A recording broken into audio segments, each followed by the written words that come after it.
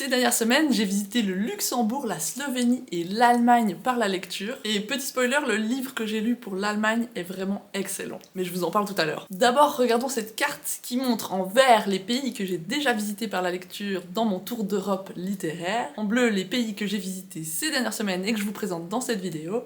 Et en rose, les pays que j'ai encore à visiter par la lecture. Je vais commencer par vous emmener avec moi au Luxembourg pour vous parler de Carapace, un roman de Carla Lucarelli qui a été écrit en français et publié aux éditions Phi en 2013. Pour moi, le mot qui décrit le mieux ce roman, c'est jouissif. L'autrice semble s'être donné le droit de mettre tout ce dont elle avait envie dans ce roman, et franchement ça marche. On a une adolescente fugueuse tiraillée entre le désir et la philosophie, un fils de riche wannabe communiste, un père de famille aux pulsions assassines qu'il calme en punaisant des papillons, une parfaite mère au foyer qui mesure son bonheur au coût des objets qui l'entourent, sans oublier un mafieux du dimanche et un réseau terroriste de voisinage.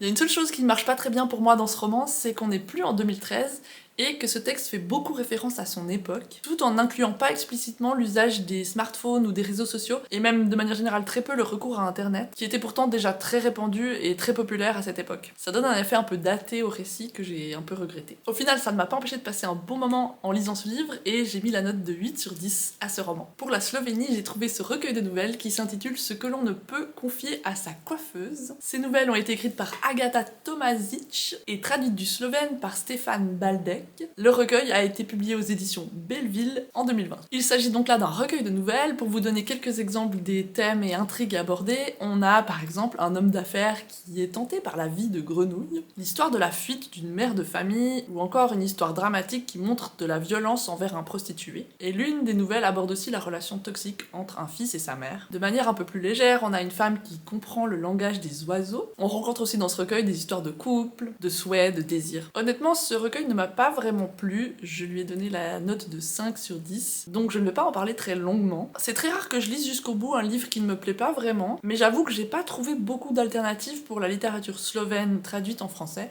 donc je suis allée au bout de celui-ci. Donc vraiment, si vous avez une recommandation pour la Slovénie, je suis preneuse, parce que je serais vraiment intéressée à faire des lectures revanche de la Slovénie, aidez-moi s'il vous plaît. C'était pas vraiment mauvais, il y a des idées qui m'ont intéressée, mais j'ai été dérangée par certains clichés et stéréotypes qui alourdissent parfois les textes et qui les rendent par moments peu originaux. Certaines histoires m'ont quand même touchée, comme celle de la femme qui fuit son mari et leur fils, ou celle de la femme qui comprend les oiseaux. Ces deux nouvelles expriment, à mon avis de manière subtile et originale, des sentiments qu'on peut tous rencontrer, comme celui de se sentir hors de sa vie, pas à sa place ou incompris.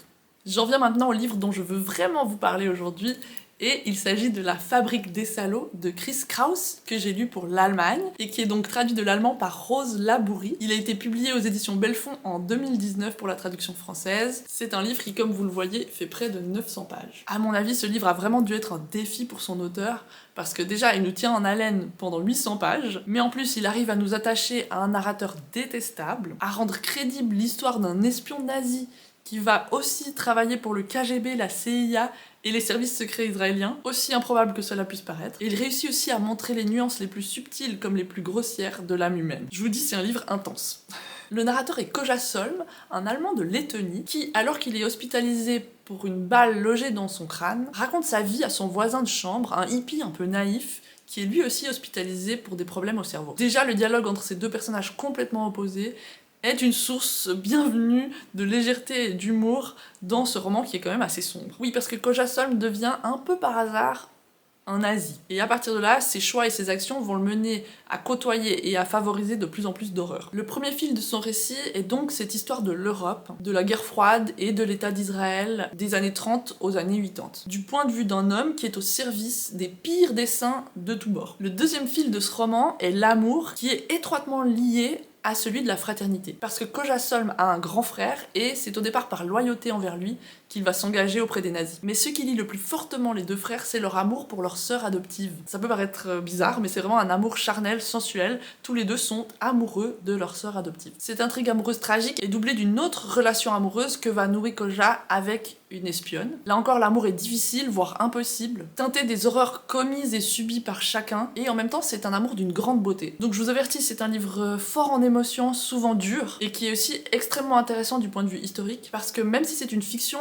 l'auteur s'est basé sur de nombreuses sources pour décrire les événements d'une manière aussi proche de la réalité que possible. En vous disant tout ça, franchement, j'ai encore rien dévoilé, donc je vous encourage fortement à vous plonger dans ce roman pour en découvrir toutes les subtilités, toutes les nuances, et c'est vraiment un livre qui m'a profondément marqué et pour lequel j'ai donné une note de 10 sur 10. C'est tout pour aujourd'hui, même si j'ai pas beaucoup posté de vidéos ces derniers temps, je commence à m'y remettre et surtout je continue de lire.